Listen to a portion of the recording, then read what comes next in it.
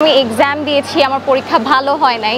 Then I straight went to my mom and I cried. Then আমার আম্মু আমাকে আশ্বস্ত করেছে যে দেখো আল্লাহর রহমতে তুমি সব থেকে ভালো করবে। তো একটা পরীক্ষা খারাপ হয়ে গেলে যে দ্বিতীয় পরীক্ষা আমি হাল ছেড়ে দিব এরকম না। I have to be consistent.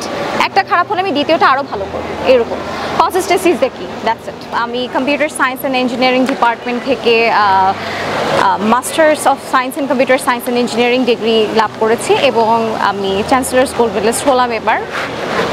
I am very happy and very delighted. অবশ্যই অত্যন্ত ভালো লাগার বিষয় এটা। I am very delighted as I shed.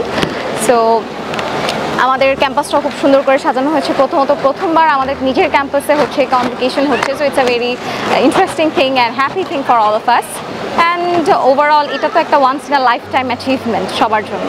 তো এটা পেয়েছি আলহামদুলিল্লাহ, খুবই খুশি। আল্লাহ যাতে আমাদেরকে আরও সবাইকে যারা গ্র্যাজুয়েট করছে সবাইকে যাতে আরও সুন্দর পথ করে দেয় সামনে। বাবা মাদের উদ্দেশ্যে কি বলবো, বাবা মারাই তো আমাদের থেকে অনেক ভালো জানে, কিন্তু স্টিল আমি যতটুকু বলতে চাই সব বাবা মারা যদি বাচ্চাদের সন্তানদের পাশে থাকে সেক্ষেত্রে আসলে এটা অনেক বড় একটা পজিটিভ দিক আই উইড সে। কারণ আমার আন্ডারগ্র্যাড লাইফে সবসময় হচ্ছে আমার মা বাবা আমাকে সাপোর্ট করেছে, আমার মা স্পেশালি। এবং মাস্টার্সের সময়ও এমনও দিন গিয়েছে যখন আমি এক্সাম দিয়েছি, আমার পরীক্ষা ভালো হয় নাই। Then I straight went to my mom and I cried যে আম্মু আমার পরীক্ষা ভালো হয় নাই। দেন আমার আম্মু আমাকে আশ্বস্ত করেছে যে দেখো আল্লাহর রহমতে তুমি সব থেকে ভালো করবে। And at the of the day yes I actually did good.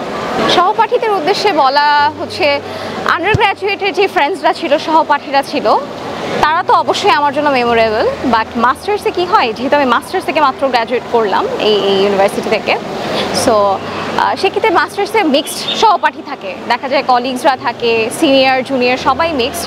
So আমি বলবো overall it was a great experience, সব ধরনের মানুষের সাথে একসাথে বসে পড়াশোনা করা। এই তো I believe that everyone has different priorities in life.